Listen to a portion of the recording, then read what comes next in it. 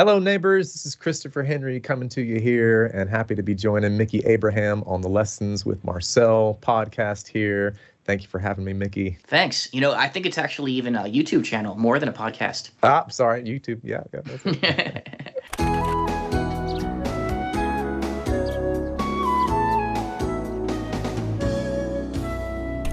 Perfect intro. It's wonderful to see you. As you said, it's a pleasure to have you on the Lessons with Marcel channel. Likewise, Mickey. Good to see your smiling face. For the folks that might not know you, Chris Henry, he's safe to say, mandolin legend. To me, mandolin legend. He's probably going to be a little bit shy about saying something like that. But your parents play, Red Henry and Murphy. And not only do they play, but they're super seminal in bluegrass education. And since this is an educational YouTube channel, why don't you tell me a little bit about the Murphy method? And folks might be like, oh, that's where Chris Henry comes from. All right, the next tune we're going to take up today is Wheelhouse, and we're going to go ahead and play that through right now. You ready, Mom? Ready, Chris? All right, here we go. 1, 2, 3, 4.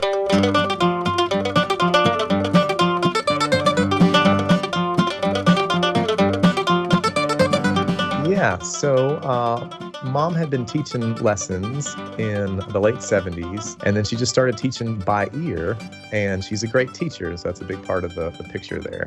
But when she started teaching by ear, the students started to become much more musical, and so she just put the tab and the book down completely.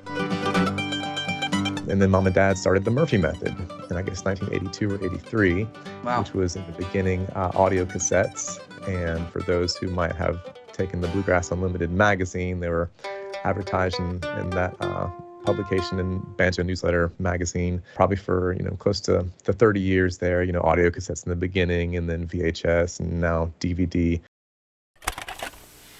Hi, I'm Casey Henry, and welcome to the Murphy Method. Today we're going to be showing you some breaks to easy songs.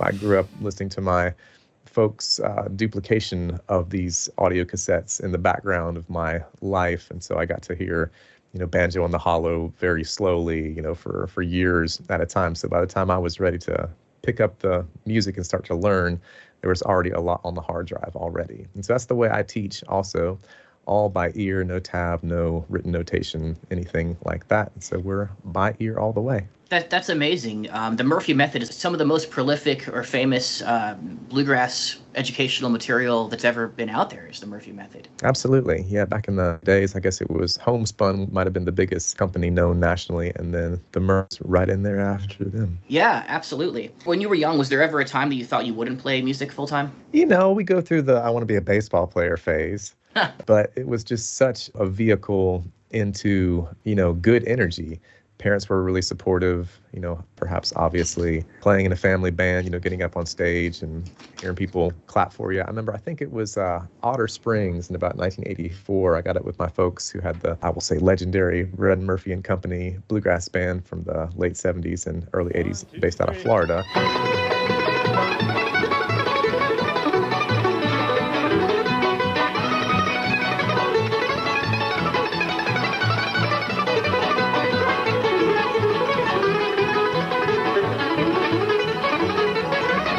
About 3 years old at Otter Springs, and had my little ukulele there. My dad bent his mandolin mic down for me so I could sing into the microphone, and I think my comment after the show was, when I sang, the people clapped. And so, that's a big inspiration for a young person to feel that energy coming back for you. It's such a positive thing. And I just love, music in general. Love folk music, love bluegrass music. I wanted to pick fast because that's how Mom and Dad picked, I was used to those, 160, 170 front beat a minute tempos, and that was the kind of music that made me dance when I was little. And so I always just wanted to, get in there and be a part of it, and having the family unit was definitely beneficial for the positive encouragement that's so crucial when you're learning how to play. It's a completely different situation when you're a child learning how to play, because you can play out of tune and out of time and all that kind of stuff, and people will still be like, good job. But when you're 45 learning to play something, you're like, people are like, okay, might have started a little earlier or whatever. All that to say that it was a great situation to learn how to play as a young person for both me and my sister Casey, who's 3 years older, who's a great banjo picker and also a Murphy method instructor with tons of instruction with material out there. And so, yeah, I can't think of a time where I was really wanting to do anything else seriously. Yeah, music all the way, pretty much.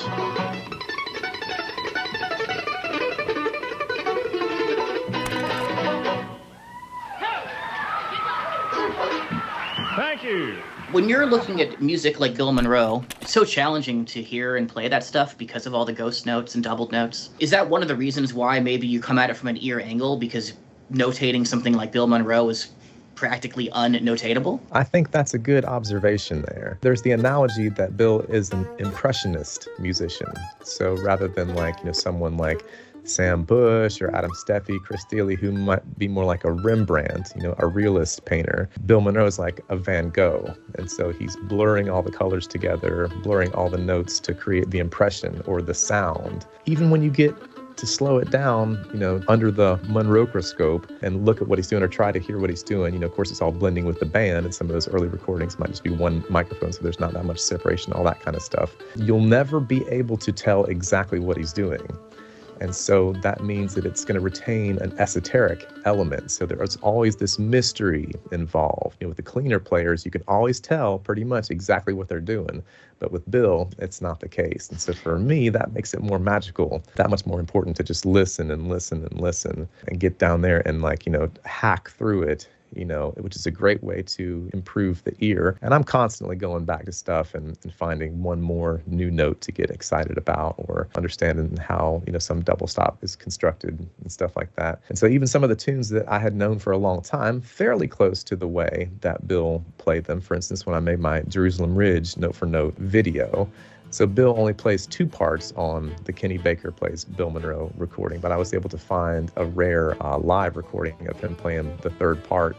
And this is a tune that I had known for a long time, fairly close, or at least I thought it was, but extremely humbling when I went back to make that video. It took me 20 hours to put together that one video. You mentioned Jerusalem Ridge, and I'll get to an exact kind of question here about that song. A lot of people change the tunes because over the decades and years, chords change, melodies change, and I feel like Bill Monroe plays very traditionally the D major over that over the D section when it does the little it's A minor to a D, almost like creating an A Dorian kind of feel there for a moment. But over time, that's become clearly an A minor to D minor. If you're not coming from the traditional Monroe school, it's going to be A minor, D minor to E7 type of groove. But then for someone like me that grew up listening to not as much Bill Monroe, I cut my teeth with more of a Tony Rice version of Jerusalem Ridge. And then came at it from other places to get to listening to more intently the Monroe stuff. And hearing someone put that D major in there, I'm like, oh my gosh, that's incredible. It's insane. And then I started hearing people like you do it in other places. And we've talked about how he does it in Kentucky Mandolin. Also, how he plays the G, it's like a G major he puts in there, right? Very triumphant appearance of the major chord at the very end of a very minor tune. Totally. But the band is still playing a minor chord. Is that what's happening in there? Yeah. Another good example of that is Southern Flavor, how the band is playing an E minor over most of the one chord, but Bill's chopping an E major. You know how they always say you can play minor over major, and that's the American blues sound, is usually you're playing a major chord and hitting that minor third over it. Right. But this is the opposite, and it's so it's so wrong to many people's lessons, but it's so right when you hear Monroe do it. That's part of the esoteric, juxtaposition. Same things going on in Foggy Mountain Breakdown, how Earl's playing the minor E and then Lester's playing an E major chord. And these are some of the, the finer points of the bluegrass sound. Do you find that over time, the standard bluegrass progressions, they almost get simplified? Like Foggy Mountain Breakdown, you mentioned, don't most people, would you say, put the E minor in there? And it's unusual to hear someone bang out the E major at a jam? And then you have those moments you played the E major, very nice. Right, and some people might, at the jam, they might be like, that's the wrong chord, and the guy's like, are you sure? Go check your flat and scrugs and get back to me. Are you holding that E major or minor for 4 beats or 6 beats? That is a huge thing when I realized that it's not only an E major, but it's even lasting for longer than most. The jam standard is different than the original recording, basically. Yeah, the folk process and evolution. And I think that, it happens that way, perhaps because some of those concepts are easier to grasp. Another example of that is, how Bill will play like a 5 and a 1 double stop over like a D chord, like in Lockwood, there'll be the D major chord there, and Bill will be hammering on the, which would be a suspended fourth, over the 5 chord.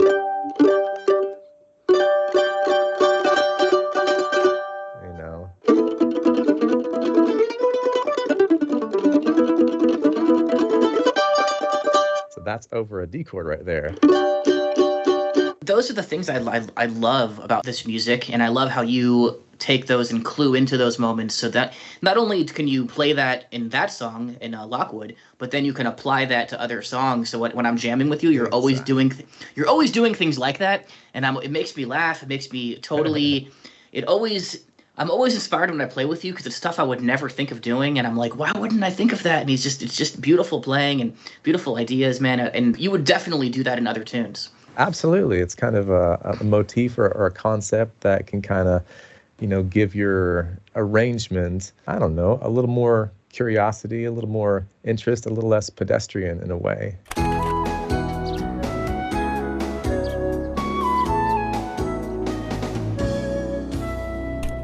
We both do a lot of teaching. It's something that we both really enjoy doing, is teaching music. And there's one particular student. We could talk a lot about teaching online, talk about teaching in person, festival workshops, magazines, DVDs. We've both been teaching for decades. But there's one particular student I want to mention because it seems really special and it can't go without being mentioned. You are Wyatt Ellis's mandolin teacher.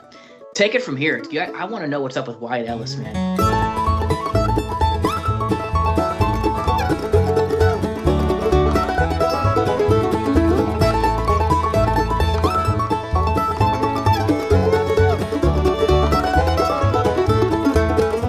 Wyatt Ellis is, I believe, the most advanced young student, especially of Monroe-style mandolin, perhaps that there's ever been, especially in terms of repertoire and knowing note-for-note stuff. I might be Wyatt's main mandolin teacher, because we've been going 2 or 3 hours a week since the pandemic started, from, I guess, going on 3 years. But he's taken from so many different great teachers. He studied a lot with Sierra Hull. He studies regularly with David McLaughlin. He studied with Mike Compton. He has studied with, Lauren Price. He studied with Alan Bybee, Dominic Leslie, on and on and on. A lot of those folks, most of those folks are going to be on his debut album, which is going to be coming out this year, I believe, produced by Justin Moses. He's amazing. So he'd been playing maybe about a year or so, maybe even less than a year, when I became aware of him, because he won the very first Monroe-style tune writing contest on the Facebook group Monroe Mandolin Appreciation Society. And this is a contest that my music company, Noy Mountain Music, sponsored. And we do it every year. And his first teacher was Roscoe Morgan near Knoxville. And he had put together a tune with Roscoe called Bluegrass Part 2, which is a play on Bluegrass Part 1, which is one of Bill Monroe's early tunes. And he just had the feel, had the ear for it, had the love for it, had the drive to practice, relentlessly. He's playing stuff now at 13 that I can't play, which is a lot of fun, and it's been a great challenge. Can you give me an example of what do you mean technically that you can't play, or what do you mean by that? Yeah, I mean, it's stuff that if I practiced as much as he did, I could probably do it. But for instance, this is something that I actually learned from Stash, Why Slouch. Today, in this quick tip, I want to build off of Quick Tip 69's 8th note flow lesson. And I just want to propose a general way that you can warm up. And one of the things that he was suggesting to do for practice is play through the chord tones, of your chord progression. So the major arpeggios with maybe a flat 7 or a natural 7, starting from each of the different interval points in the arpeggio. So starting from the 1, starting from the 3, starting from the 5, starting from the flat 7, or starting from the major 7, and then going through your regular, bluegrass standards, maybe switching each chord downbeat with a different interval.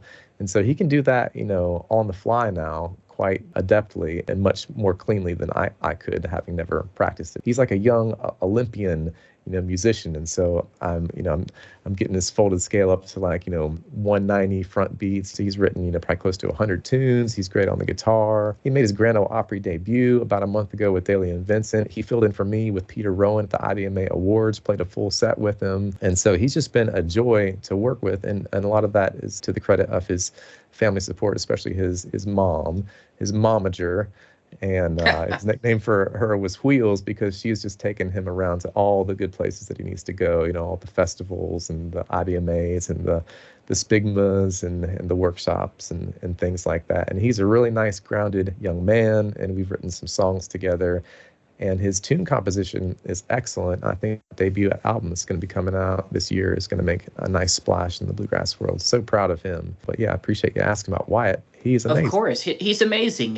He sounds to me like he's never even practiced. Like he's like a 60-year-old man. Like it doesn't sound like the product of practicing. It sounds like a product of, I don't know where it comes from. I can't even imagine what he is hearing at that young age, because it sounds so polished. And I suppose that's, in a way, the best fruits of the labors of practice, to make it sound like it's totally natural. I have students that are always asking, what are you showing students like Wyatt?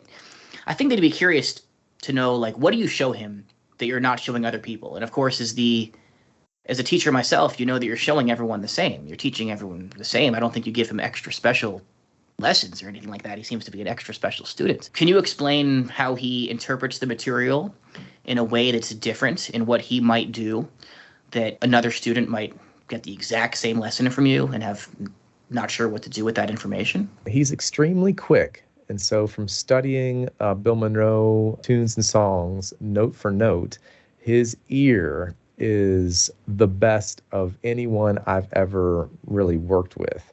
I can play something very complex and he'll either get it the very first time, or he'll be super close and I'll just kind of spot fix. Things that he'll do that are very different from other students is that he'll be immediately synthesizing his own creativity into what I'm showing him. So I'll be showing him something and wanting him to do it a certain way, and he'll be already a step ahead of me. He'll be like, but you could do this. He'll be already, modulating it and synthesizing it with other concepts and finding, interesting harmonies and transitions. So in that sense, that part can't be taught. If he's already synthesizing his own version of it, you can give him the idea that people have their own version of this tune, but he's already coming up with this the way that I might do it. Well, that's a really good question, and I'm not sure. But for instance, at the last Monroe workshop, I asked him, how did you come up with that? How did you do that? And it was really touching to me. He said, it's from watching all the stuff that you do. And so, he's watching me come up with all these different, creative things. And then he's saying, well, that's the gig, And so in one way, that could be teaching. But from another way, it's like there's no teaching. It's just teaching people to teach themselves. I couldn't agree with that more. That's exactly it. That's a magical statement, because I feel the same way picking with you. You play things that are so interestingly melodic and so creative. And that's taught me I should do something really melodically creative like that. That's exactly what I've learned from picking with you.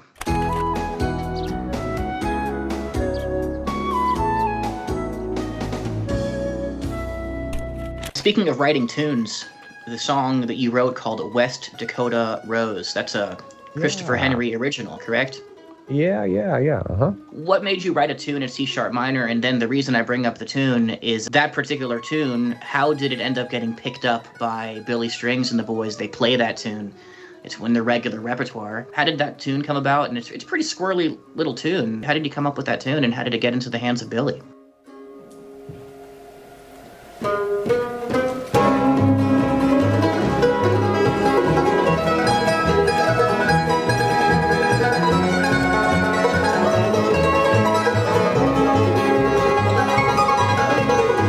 It's got some unusual intervals in it. It just kind of came into my hands when I was out in Grass Valley, California at the CBA Father's Day. I think I was teaching out there. And I played it in my band, my now retired bluegrass band, Chris Henry and the Hardcore Grass. And Corey Walker was often playing the banjo in that band. And Jared Walker, Corey's younger brother who plays with Billy Strings, I'm just guessing that he had heard it from Corey, who I think at one time was thinking about recording it. And then one day, I think it was like I was kind of having a little bit of a down day. Can't remember exactly what was going on, but I got a random video pop up on my phone.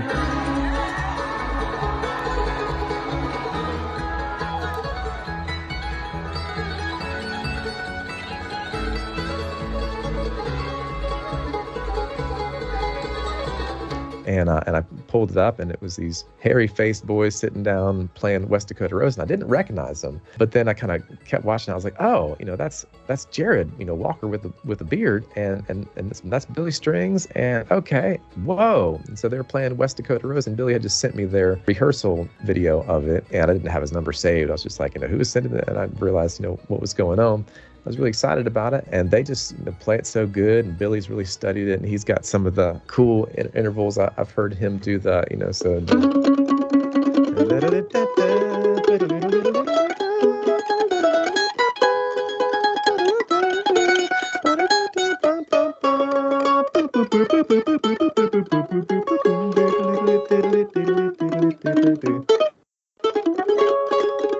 So I guess that's a sharp 5 or something in there against that C sharp. And so that's some of the cool tonality that goes in there. But there's this equestrian energy that's going through the whole thing, and somehow they picked up on that in the collective consciousness. And Billy's like, yeah, it's like riding a horse out on the way out west somewhere. How it kind of gallops along. And it's got the triumphant it does sound like you're riding into the sunset on a horse. Yeah, and at the end it's good. Da, da, da, da, da. Nice triumphant ending, which is a little bit unusual for something that's perhaps that. I always thought it had some good Monroe kind of feel in there too, a little bit, although it's definitely its own thing. It must be a huge honor to have such a huge bluegrass band performing one of your tunes. Absolutely. It's been one of my most favorite things that's ever happened to me in my life. A huge gift, a huge honor, and they play it so well, and they've played it so many times, about 30 times, I think, something like that. And so many people have connected with that tune and reached out and, gotten my note-for-note video on it, been learning it. It's beautiful to hear. That's one of Wyatt's favorite tunes. He plays it really well. He played it with me and my dad at Willfest last year. My dad loves the tune, but just that, he's probably put it in the ears of millions of people, and that's pretty mind-blowing for me. And I just appreciate all of them, so much for that. And I try to listen to every single version of it that ever gets posted on YouTube, and it's a lot of fun. That's so cool. It's interesting you mentioned Jared being one of the best mandolin players out there. I remember young, 10-year-old, 12-year-old Jared Walker. At Swanee, him and Corey were picking, just so great as kids. Yeah. And we're at the age now where we can look and it's amazing to see. It's not surprising. It's amazing, but also not surprising that he's in the greatest bluegrass band right now, because it just makes perfect sense, because he was picking like that at literally 10 years old and hasn't looked back. Played so many great gigs, but it just makes a lot of sense to watch these people's careers and how it happens, and then to know you for so long and then see that band play your tune. It's so weird to see how life actually works out that way. Absolutely. All the things that you watch grow through the years, and all those boys play with such heart and soul. They're that popular for a reason. Absolutely. You mentioned a great vehicle for improvisation on West Dakota Rose. Yeah. That's a big topic that you and I have talked about a lot over the years. And at some points, you'll even make reference that, hey, you got to learn the melody. It's not just about playing over the chords. There's a song here we're playing, whether it's a vocal song or whether it's a fiddle tune. Yeah. People that sing in a church choir and they're reading their alto part or tenor part, you can't deviate from it. If you're in a school band, you play your part. Right. Everyone knows you have parts to play in a symphony, in a band. But in bluegrass, which is like in blues or in funk or in jazz or any subcategory of swing and jazz and gypsy jazz and bluegrass and old time, you're expected to have a little bit of improvisational knowledge. And it's something that, in addition to knowing how to play an exact melody, whatever that exact melody might be, you're kind of expected to know how to play a G lick or a C sharp minor lick in the case of West Dakota Rose, to have a position of that scale. It's expected in part of the music, which is kind of elusive, kind of hard to teach. If you're a teacher, you know that people that aren't used to improvising, it's kind of hard to teach. Maybe we could spend a few minutes talking about that, and what's your approach to how much improvisation you want to do, Do you feel like it's like a dial where like I can play 100% melody, I can play 100% improv, or I can kind of dial it somewhere in the middle?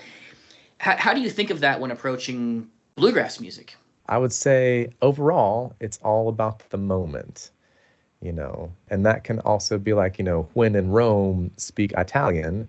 If you're playing with a bunch of, slam grass, Carolina style, post bluegrass album band type fellows who are just like cymbal crashing on the downbeats, it can be nice to go in that direction, to have that gear to go in.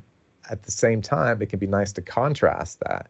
So if they're all playing like super slam grass, it can be nice to play like Everett Lilly, for some contrast there. But ultimately, to me, it's all about playing music. Well, really, depending on where you're coming from, with your vocabulary or your conception. To me, it's all very much a spiritual thing, or at least at its best. And so you're thinking about channeling the music from the place where it all comes from, the goddess, the Holy Spirit, the earth, whatever that is, the collective unconscious, And so the place where your antenna goes up and connects to the signal that broadcast that you're going to hope to pick up, it's going to come through in its pure form as music.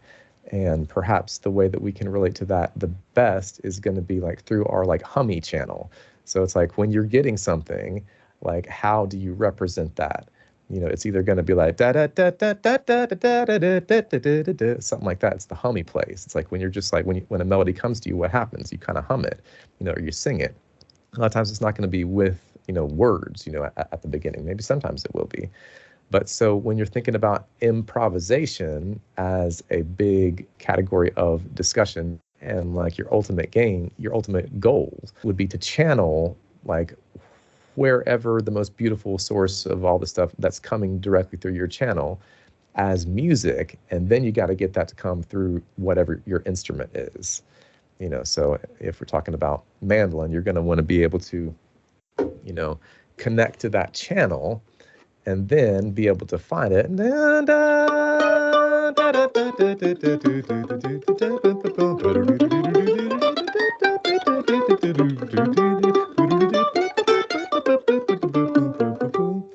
so at that point, I'm not playing the mandolin necessarily. I'm just playing the music. It's coming through the mandolin. And that was a very mandolin-esque, Monroe-influenced like channel that was coming through. But circling back to, the decision to make in the moment, I think it's really, really important to be able to play whatever song is being sung or whatever melody is being played spot on, as sparsely and as minimally as possible, as perfectly as possible, every time confidently, before you're really going to have the best chance to do anything besides that and for it to be able to sound its best. So, if we're thinking about Blue Ridge Cabin Home, to me, like, you got to be able to go. And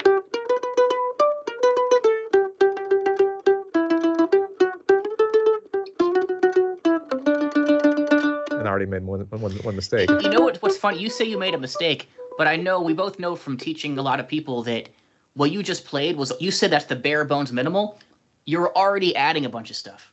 Because you're already sliding into the 7th fret. You're already kind of adding in a flatted third slide. Good points. That is so simple what you're playing, but it's already so decorated just because you can't help but just play it so beautifully, even at a simple way. Good points. I appreciate you commenting on that. And so there can be sophistication at that minimal level too, and refinement. But to be able to confidently play, one thing I do a lot with people is like, if you can't confidently play, she'll be coming around the mountain, like without thinking about it, then you're definitely still a beginner in a way. If you can't take that up to A and do the same thing, definitely still a beginner in the way. Twinkle, twinkle, little star, London Bridge is falling down. You shouldn't be able to, expect to improvise on Rawhide or anything unless you can play Sunny Side of the Mountain. Excuse me. You Are My Sunshine. Really. The song you were just playing, the Blue Ridge Cabin Home on a hill. Yeah.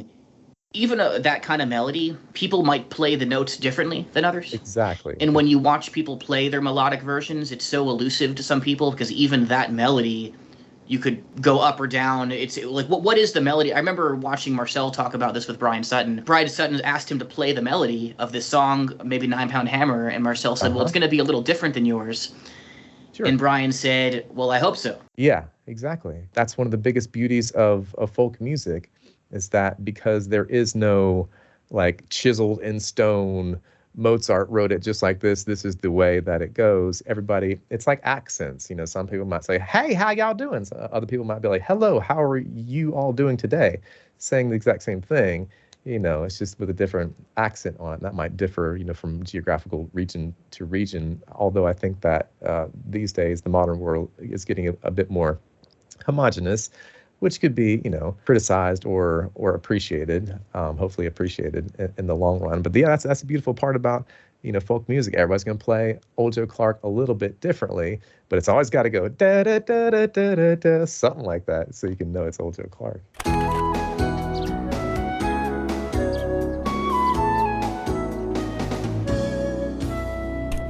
I know that you play with Peter Rowan, and you've been doing that for, how many years have you been playing with Peter Rowan? This will be 10 years. 10 years. Seems like just yesterday. Amazing how the time flies. How did you originally meet Peter Rowan?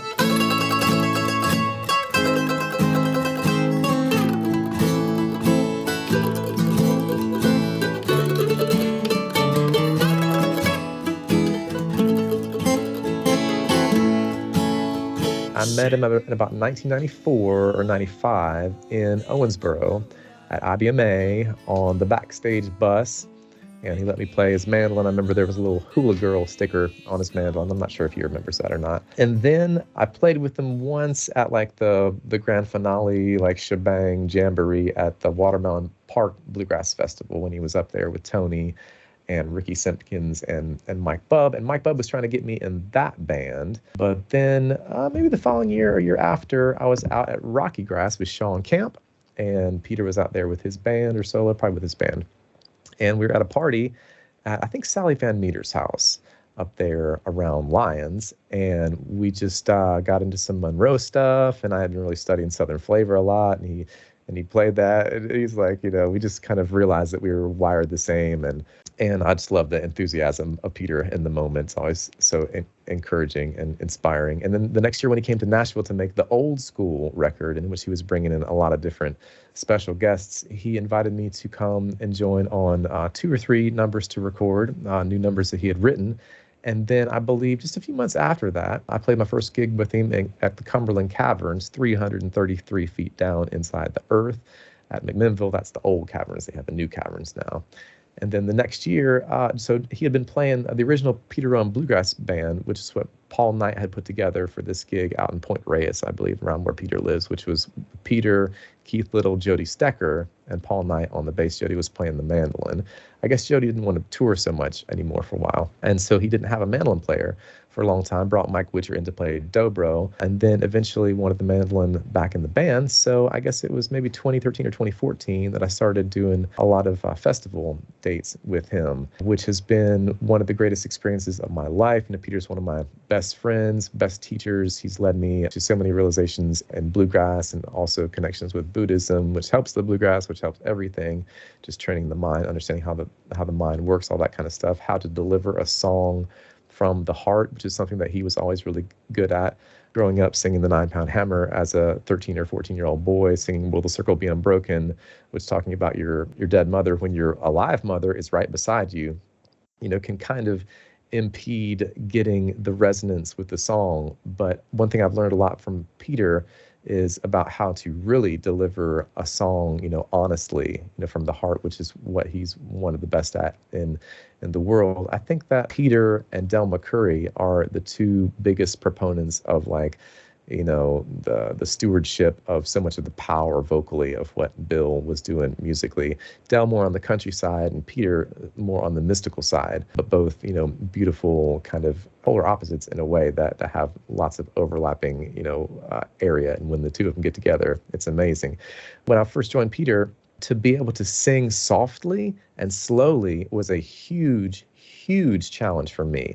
So I was, needing to sing tenor to him, softly and slowly, And I had to be way off the microphone just because I couldn't sing softly.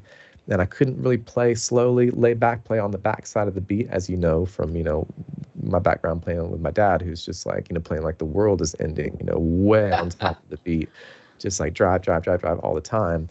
Peter, just such a vast repository of stories and wisdom and creativity. He's always, like, one of the things I was just sharing with my mom the other day, and it's something that Mike Witcher cued me into early on, is that if something goes good with Peter on stage one day and he feels like it's going to that same place the next day, he'll deliberately stop it from going there so it can go somewhere else, and that'll be fresh. Even though if it went to that same place, it might work, but he'll want to take it to somewhere else, which reminds me of the great wisdom of Alan O'Brien, who said music is something that happens once, and then after that, you're just trying to recreate it.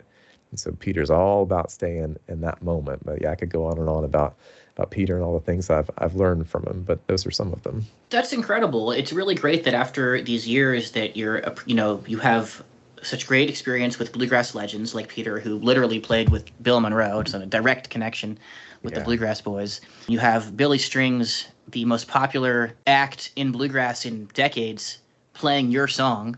I've always appreciated your playing on a very high level, and it's so great to see the mandolin world, the bluegrass world, appreciating your songs and your music at a very high level. I got a chance to interview Julian Lage for Flat Picking Guitar Magazine years ago. Cool. And at that time, there was just super technicians. It's still that way, There's just the amount of technique in bluegrass music is like Bach and Beethoven. It's at that level. Oh yeah. And I asked him back then, where does it go? Like, you have Chris Thile. Is someone going to be playing better than Chris Thile? Like, what is that possible? Like, is that really what we're going to see? And where does it go from here? And he said, well, think about music. It's already reached levels of perfection, say, with Bach. You're not going to get more perfect than that. But then Bill Monroe came 200 years later than that. So, you're looking at flux and reflux of, like, what's in vogue and what's in fashion. You reach this level of technical perfectness. Where can it go? Maybe you're going to loosen up and get more of that Picasso. Maybe more, that's going to come back in vogue. And you can see that with Billy Strings. He's not playing jazz grass and stuffing like that. He's coming at it from a totally another angle than some of the more modern players were 10, 15 years ago. Yeah. The pendulum swings, from the sophisticated and primal, although both of them have, pieces of each other in there. And it's always swinging around, and what, some of these parents play or are into. Some daughter or son might be really into that or want to go the complete other way, to the idea about, is there someone going to come along who's going to be able to, eclipse Chris Thile technically, for instance, maybe like he did with Sam Bush. I just love that Sam Bush song, You're Running Circles Around Me. And I can't, help but think that he's, talking in a large way about Chris Thile.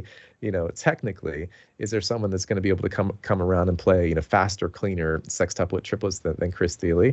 It's possible. It might be Wyatt Ellis, but it might, maybe not. Again, there's the whole, like, no one can run a mile faster than 4 minutes, and then it's, 356, 350. It'd be interesting to see. What are you up to currently? Where can folks find your music and your instructional material? I appreciate you asking. Noya Mountain Music, Noya Mountain Music, is where most of the Monroe stuff is up there. Got my guitar course up there. You can get in touch with me for private lessons there through Skype or Zoom. Absolutely. I appreciate you doing this. Would you consider coming back and doing another interview sometime? Absolutely. Yeah. I love what you and Marcel are up to, and anytime would be happy to visit again. Thanks for asking. You got it. Great interview. We'll see you soon, Chris. Adios. Before I ever met you, I found myself riding with Gordon and Jane to the folk festival, and their friend, Renee Henry, who lived in Tallahassee where I live, who was Chris's grandmother. You were wearing like a NoFX t-shirt or a Metallica t-shirt. So I just was attracted to you because you were a hot guitar picker who was more my age, talking about, hey, I drove here from Tallahassee, Renee Henry. It's my grandmother.